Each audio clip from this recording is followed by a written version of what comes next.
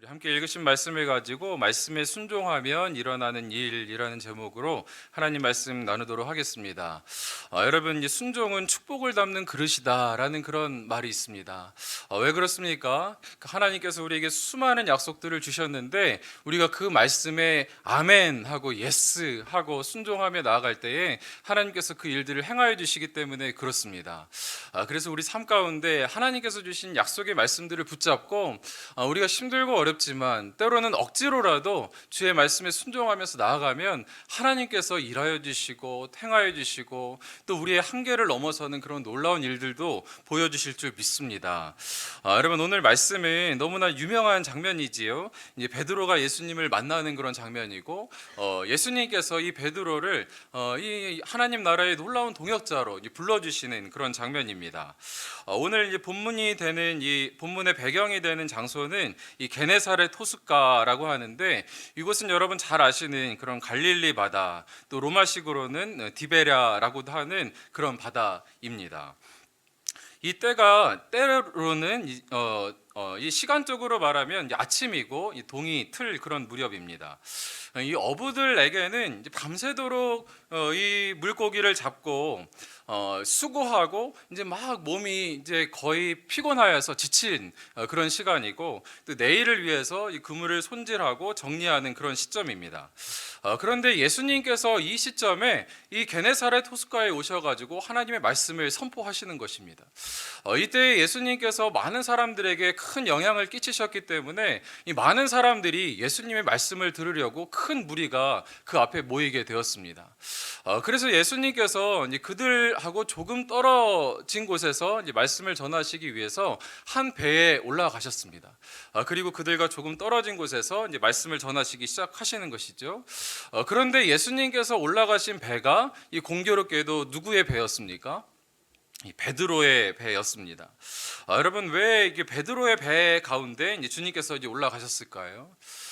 거기에 이제 수많은 사람들이 있었지만 그럼에도 그 하나님께서 우리 예수님께서 이 베드로에게 특별한 목적이 있으셨기 때문에 그런 것이었습니다. 그래서 이 베드로가 밤새도록 고기 잡고 이제 지치고 집에 가고 싶은 그때에 어찌 보면은 그의 시선을 주목하기 위하여서 그의 삶 가운데 예고 없이 어떤 동의 없이 그의 삶 가운데 들어오게 되신 것이죠. 아무래도 이제 다른 사람 배에 올라가면 그런가 보다 이렇게 하겠지만 자기의 소유에 누군가가 이렇게 들어오게 되면 관심이 가는 것 아닙니까? 베드로가 누구신데 내 배 가운데 올라오셔가지고 저렇게 말씀도 하지 않으시고 저렇게 선포하기 시작하시나 이게 아마 이제 보게 되었을 것입니다. 여러분, 이 예수님께서 이 베드로에게 어떤 이 주님의 뜻이 있었기 때문에 그의 삶 가운데 이제 들어오신 것인데 때로는 우리 삶 가운데서도 이제 주님께서 동의를 얻지 아니하시고 근데 우리 삶 가운데 불쑥 들어오실 때가 있습니다. 왜 나에게만 이런 일이? 왜 주님? 왜 why me? 라는 그런 생각이 들 때가 있지만 오히려 그때가 하나님께서 우리를 부르시는 때인 줄 믿습니다.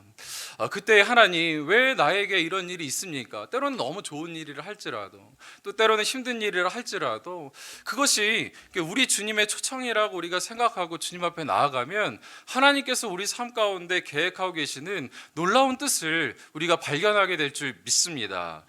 여러분, 이제 이 밤새도록 물고기를 잡으려고 애쓰고 피곤하고 지친 베드로가 이제 자기 배에 올라가신 예수님 앞에 이제 오게 되는 것이죠. 어떻게 보면은 이때 베드로는 집에 가서 쉬고 싶은 마음도 있었을 것 같아요. 더군다나 열심히 일하였지만 이제 소출이 없는 것입니다. 이렇게 열심히 했는데 잡은 것도 없고 몸은 피곤하고 그물은 다 씻어서 정리한 후이고 이제 들어가서 쉬었으면 좋겠는데 주님께서 그곳에 오신 것입니다. 그리고 이제 주님께서 그들에게 선포하시는데 이제 뭐라고 말씀하시냐면 이 베드로에게 오셔서 이렇게 말씀을 하고 계시는 것입니다. 그렇게 피곤한 베드로에게 오셔가지고 뭐라고 말씀하세요? 너는 가서 깊은 데에 가서 그물을 내려라라고 말씀하고 계시는 것입니다. 우리 4절 말씀 함께 읽어보시겠습니까? 4절 말씀.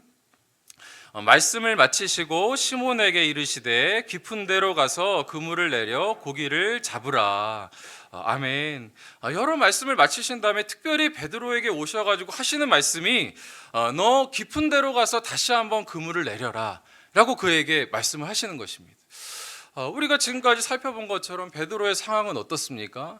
그는 밤새도록 일하였지만 소출이 없고 여러 가지 이제는 막 몸도 지쳐 있는 그런 상황입니다.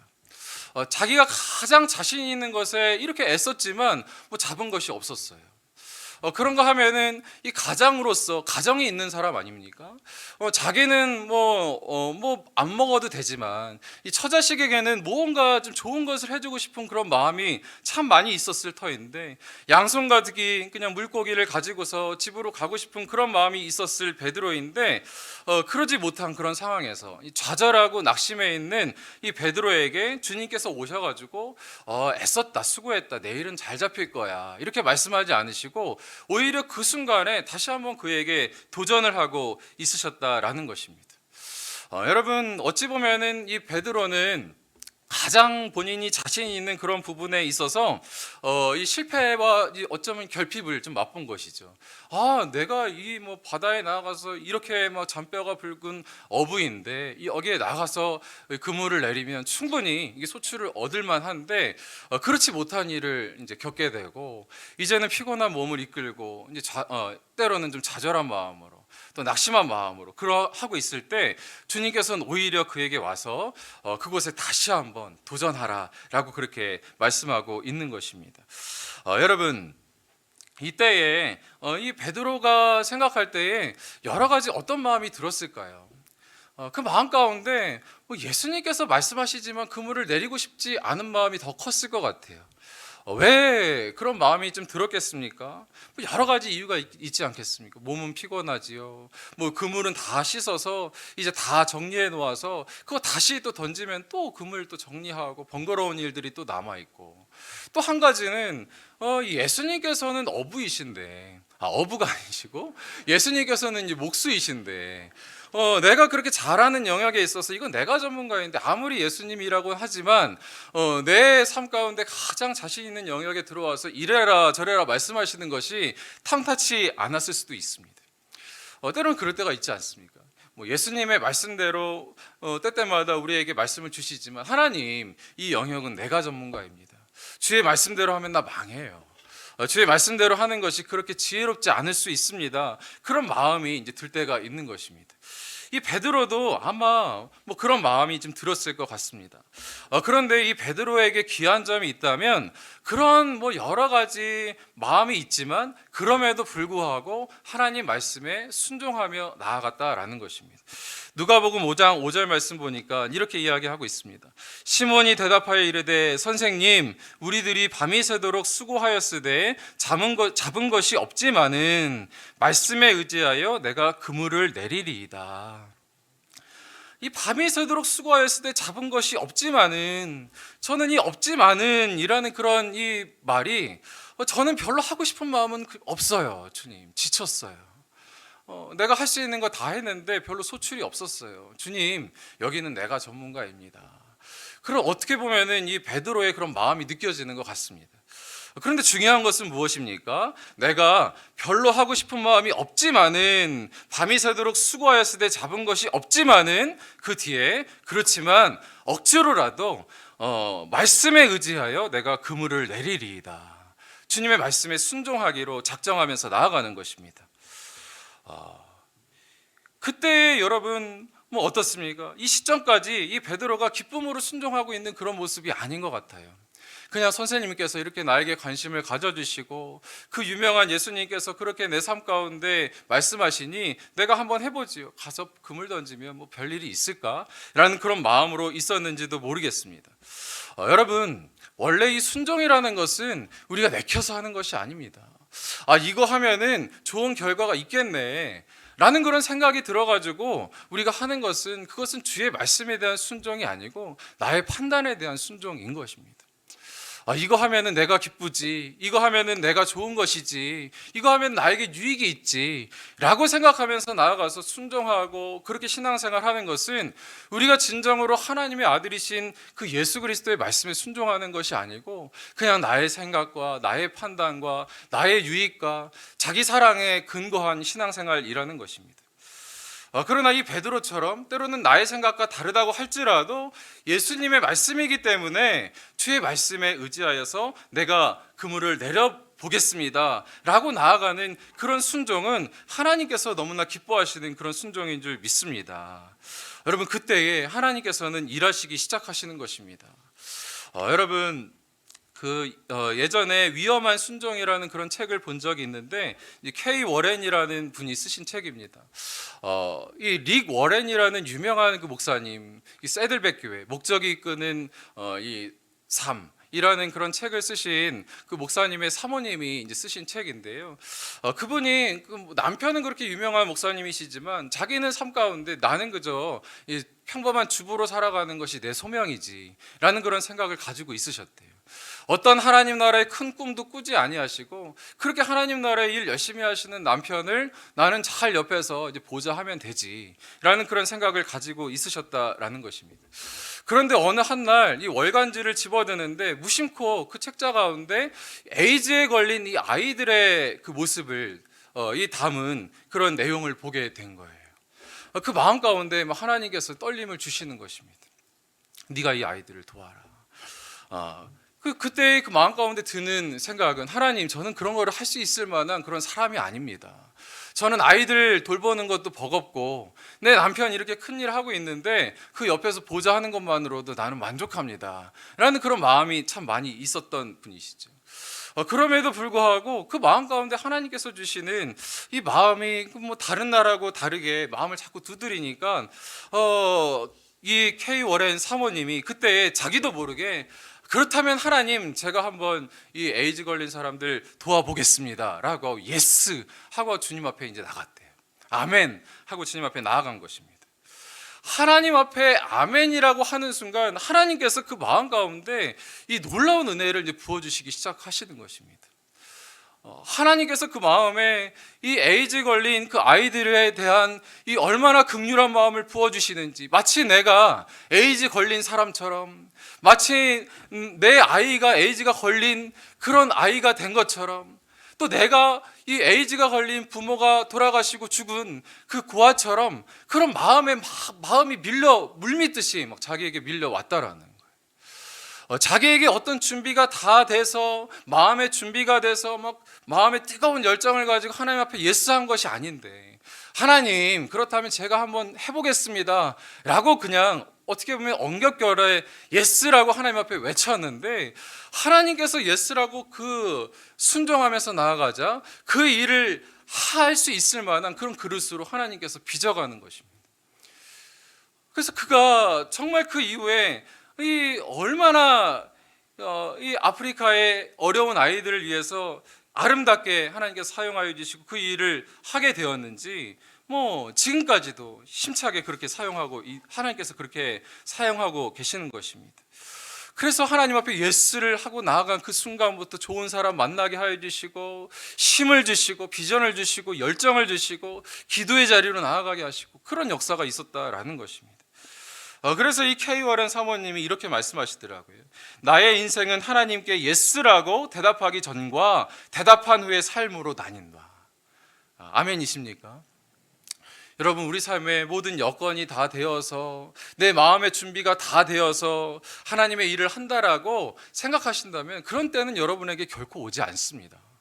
그러나 하나님의 말씀이기 때문에, 또 하나님의 시선이 닿는 곳이기 때문에, 또 하나님의 마음이 있는 곳이기 때문에 제가 그곳을 한번 섬겨보겠습니다, 깊은 곳에 가서 그물을 내려봐라, 주의 말씀이기 때문에 제가 한번 그렇게 해보겠습니다, 예스라고 외치는 순간 하나님께서 여러분의 삶을 바꿔주실 것이고요, 여러분의 마음을 바꿔주실 것이고요, 여러분에게 성령 충만한 믿음의 소유자가 되는 역사를 허락하여 주실 줄 믿습니다.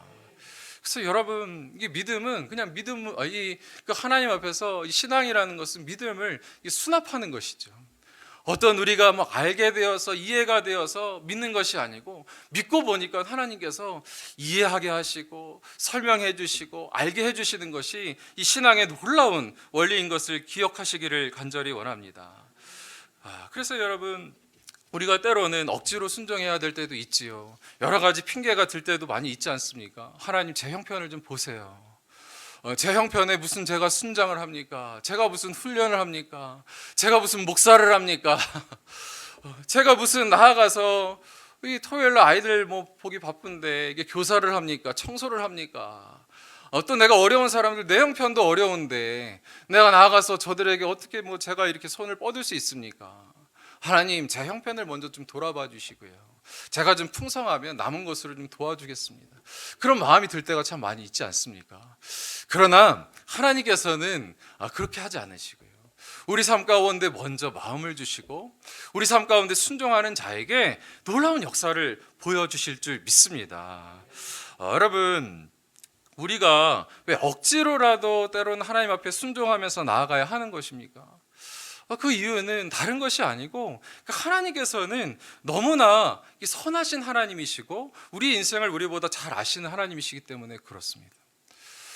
그래서 내가 생각하는 것보다 나를 더 잘 아시고 나의 인생을 더 선하게 이끌어 주실 수 있는 그분, 그의 말씀에 순종하면서 나아갈 때에 내가 생각한 것보다도 더 아름답고 선한 길로 인도하여 주실 것을 믿고 신뢰하기 때문에 우리가 그렇게 순종하면서 나아가는 것입니다.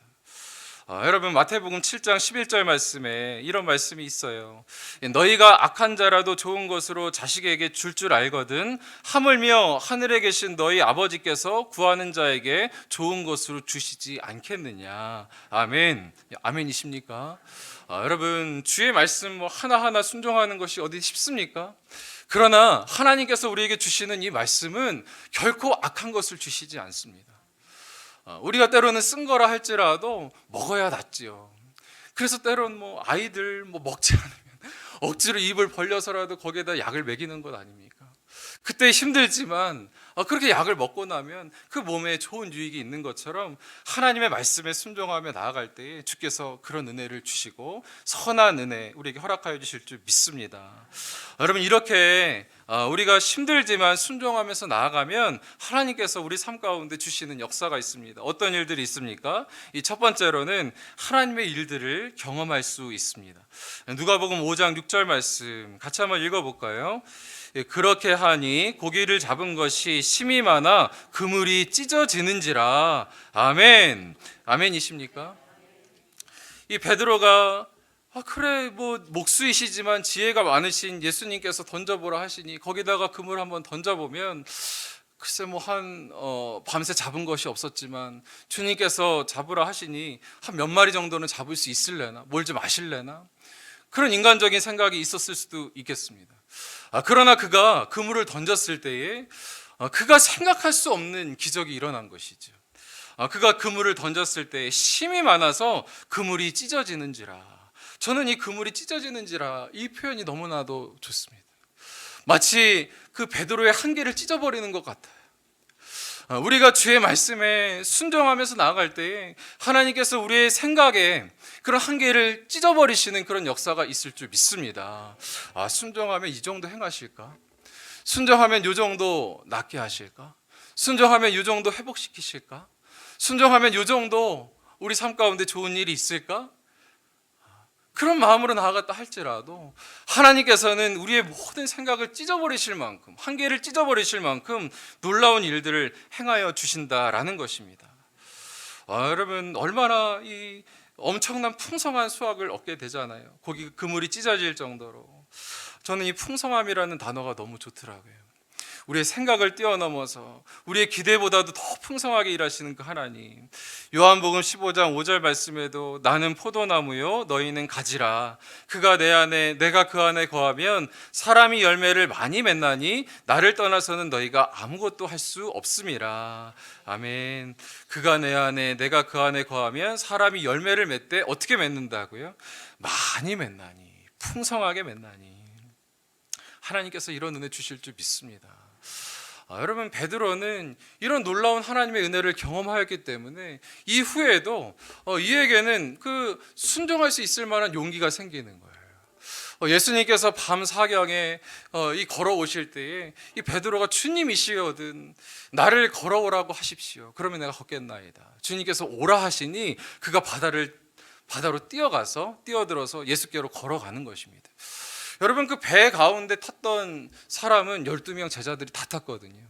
그러나 11명의 제자들은 이 놀라운 기적을 눈으로 보면서 같이 와 탄성은 지를 수 있었지만 그 말씀에 순종하여서 뛰어들었던 베드로만은 그 경험을 실제 몸으로 체험할 수 있는 그런 믿음의 주인공이 되었던 것입니다. 여러분, 우리가 함께 신앙생활을 하지만 하나님의 기적으로 여러분의 삶이 채워지시기를 간절히 원합니다. 그러려면은 우리가 그저 그냥 남의 신앙 보면서 같이 박수치는 그런 것을 넘어서 한 걸음 더 나아가서 한 발자국만 더 뛰어나가서 하나님, 나도 한번 경험해보고 싶습니다. 내 본성은 좀 거스르는 것이지만 한번 깊은 곳에 가서 한번 내가 그물을 내려보겠습니다. 주님 앞에 그렇게 순종하면서 나아갈 때 그런 일들이 일어나게 되는 것입니다. 여러분, 그런가 하면은 두 번째로는 어떻습니까? 주님의 놀라운 동역자가 된다라는 것입니다. 누가복음 5장 8절 말씀. 시몬 베드로가 이를 보고 예수의 무릎 아래에 엎드려 이르되 주여, 나를 떠나소서, 나는 죄인이로소이다 하니. 아멘. 여러분, 이 예수님의 일을 경험하고 나서 이 베드로는 주님이 어떤 분이신지 또 자기가 어떤 사람인지 깨닫게 되었습니다. 이 주님께서는 내가 생각한 것보다 훨씬 크신 분이시요, 나는 그분 앞에 아무것도 아닌 존재이구나 라는 것을 깨닫게 된 것입니다.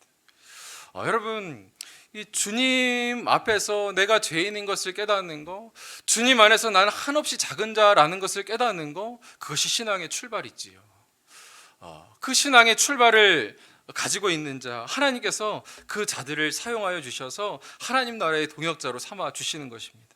누가복음 5장 10절 말씀에 세베대의 아들로서 시몬의 동업자인 야고보와 요한도 놀랐음이라. 예수께서 시몬에게 이르시되 무서워하지 말라, 이제 후로는 내가 사람을 취하리라 하리니. 여러분, 그저 삶 가운데 하나님께서 우리에게 주시는 이 기적은, 여러분의 삶 가운데 주님께서 주시는 일들을 경험하셨습니까? 그것은 그저 여러분 기분 좋으라고 놀라라고 주신 것 뿐이 아니고 하나님 나라의 동역자로 초청해 주시는 하나님 나라의 그런 콜 사인인 줄 믿으시기 바랍니다. 그때 여러분의 삶은 완전히 바뀌는 것이죠. 이전에는 어떤 나의 기쁨과 나의 즐거움과 그것을 위해서 살았던 그런 삶이라고 한다면, 이제는 하나님 나라의 동역자로서 주님의 일들을 함께하며 하나님 나라의 일을 꿈꾸며 이전에 알지 못했던 그런 영광을 취하는 그런 하나님 나라의 이 동역자가 되는 것입니다. 내가 사람을 취하리라 라는 그런 말씀은 사로잡으리라. 여러분, 하나님께서 우리를 이 사람을 낚는 어부로 불러주신 것을 믿으십니까? 여러분, 어부는 쉬운 것이 아닙니다. 어부는 힘든 직업이에요. 이 거친 바다로 나아가기 위해서는 용기가 필요합니다. 이 거친 파도와 싸우기 위해서는 끈기도 필요합니다. 이 두려움을 이길 만한 담대함도 필요한 것입니다.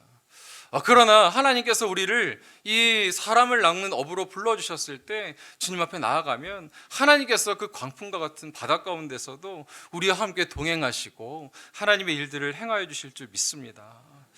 여러분, 저는 제가 아는 한 귀한 집사님 생각이 나더라고요. 그 집사님은 이 조그만 이 공장을 운영하시던 사장님이셨습니다.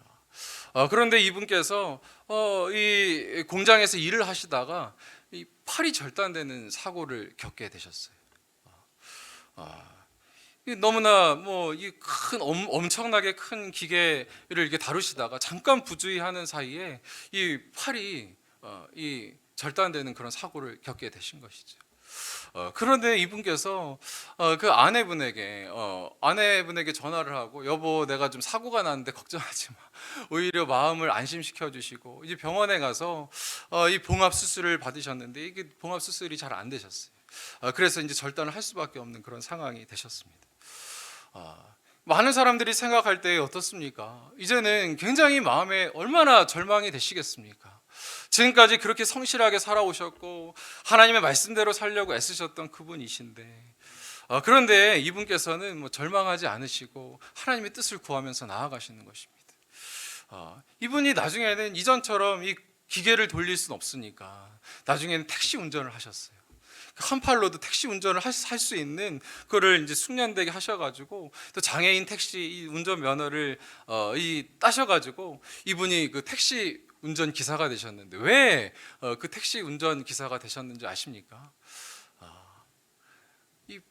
나는 이제는 이것을 통하여서 이제 사람을 낚는 어부가 되리라. 내가 하나님께서 보내주시는 한 분 한 분을 이제 만나야 하겠는데 무엇을 하면 가장 좋을까? 내가 남아있는 한 팔로 무엇을 하면서 사람을 만나고 그들에게 복음을 전할 수 있을까? 고민하면서 생각하신 것이 하나님께서 주시는 마음이 이 택시 운전을 하면 사람을 만날 수 있겠구나. 조그만 공간 안에 한 분을 만나게 되고 또 그분에게 내가 정말 이 복음을 전할 수 있는 기회가 나에게 주어지겠구나 라는 그런 생각을 하고 택시 운전 이 면허를 어렵게 따신 거예요.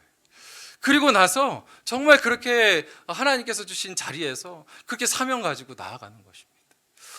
얼마나 이분이 정말 그 사명을 가지고 일하시냐면 때로는 같은 시간 같은 자리에 매번 나아가시기도 하는 거예요. 한 분이 보니까 저분은 아침 6시에 출근하시네.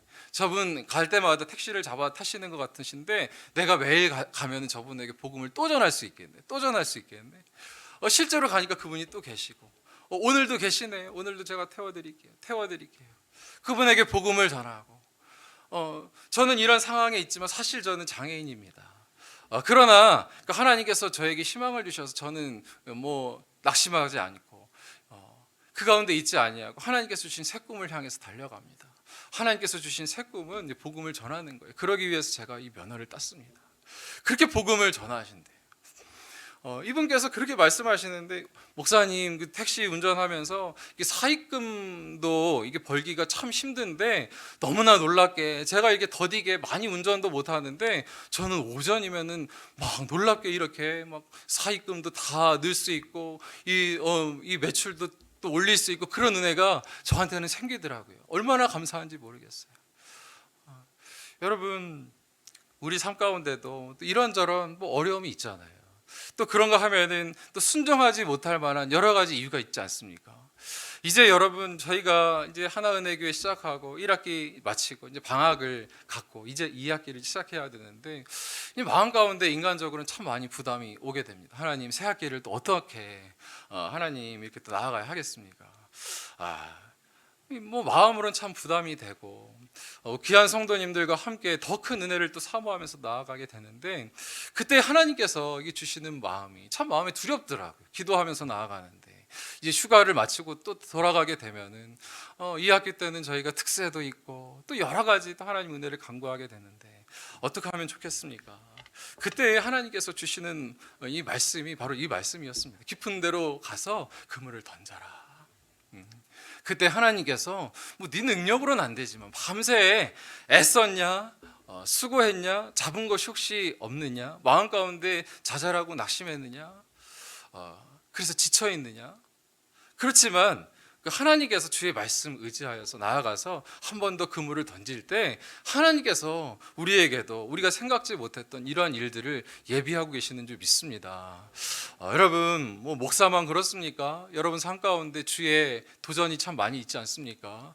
다른 도전 말고요. 정말 우리는 이제 세상 사람들과는 조금 다른 사람들이잖아요.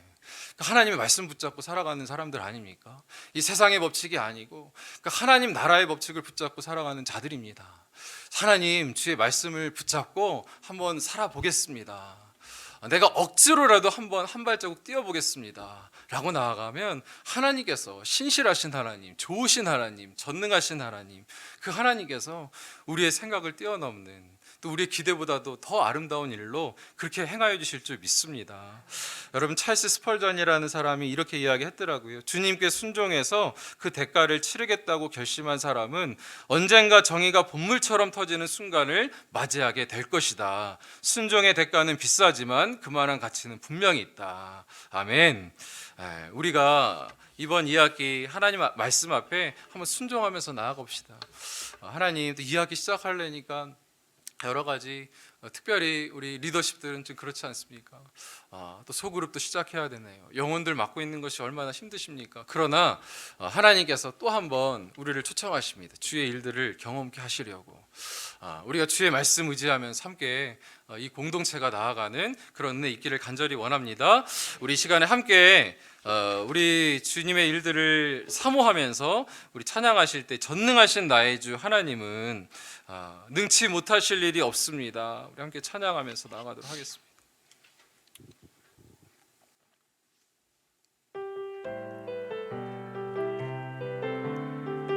함께 찬양하실까요? 전능하신 나의 주, 전능하신 나의 주 하나님을 능치 못하실 일 전혀 없네. 우리의 모든 강구도, 우리의 모든 생각도, 우리의 모든 꿈과 모든 소망, 신실하신 나의 주 하나님은, 우리의 모든 괴로움 바꿀 수 있네. 우리의 모든 괴로움 바꿀 수 있네. 불가능한 일 행하시고, 죽은 자를 일으키시니 그를 이길 자 아무도 없네. 주의 말씀 의지하여 깊은 곳에 금을 던져 오늘 그가 놀라운 일을 이루시는 것 보라. 주의 말씀 의지하여 믿음으로 금을 던져 믿는 자에게 능치 못할 일 없네. 한 번 더 고백하며 나아갑시다. 전능하신 나의 주 하나님은, 전능하신 나의 주 하나님은 능치 못하실 일 전혀 없네. 우리의 모든 간구도, 우리의 모든 생각도, 우리의 모든 꿈과 모든 소망도 신실하신 나의 주 하나님은 우리의 모든 괴로움 바꿀 수 있네. 우리의 모든 괴로움 바꿀 수 있네. 불가능한 일 행하시고 죽은 자를 일으키시니 그를 이길 자 아무도 없네. 주의 말씀 의지하여 깊은 곳에 금을 던져 오늘 그가 놀라운 일을 이루시는 것 보라. 주의 말씀 의지하여